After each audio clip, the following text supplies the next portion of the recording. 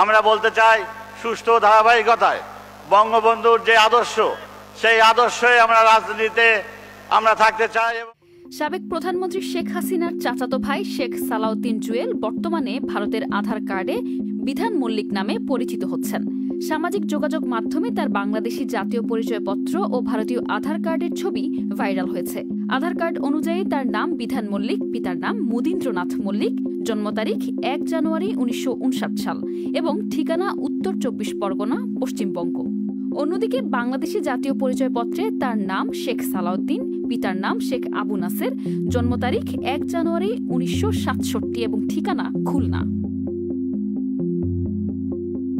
প্রতিবেদন অনুযায়ী ৫ আগস্ট গণঅভ্যুত্থানে হাসিনা সরকার পতনের পর শেখ জুয়েল সহ শেখ পরিবারের সদস্যরা ভারতে আশ্রয় নেন।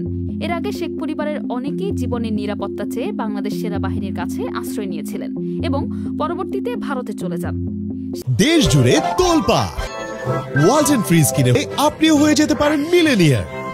শেখ জুয়েল বর্তমানে কলকাতায় অবস্থান করছেন, যেখানে তার বড় ভাই শেখ হেলাল, শেখ সোহেল এবং ছোট ভাই শেখ রুবেলও রয়েছেন। এছাড়াও প্রতিবেদনে উল্লেখ করা হয়েছে যে শেখ পরিবারের অনেক সদস্যই বিশেষ প্রক্রিয়ায় ভারতীয় নাগরিকত্ব গ্রহণ করেছেন এবং আধার কার্ডে তাদের নাম ও পিতার নাম পরিবর্তন করেছেন।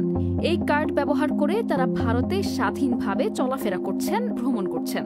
তবে এই আধার কার্ডের তথ্য সঠিক কিনা তা নিশ্চিত হওয়া যায়নি। নিউজ ডেস্ক, ২১শে টেলিভিশন।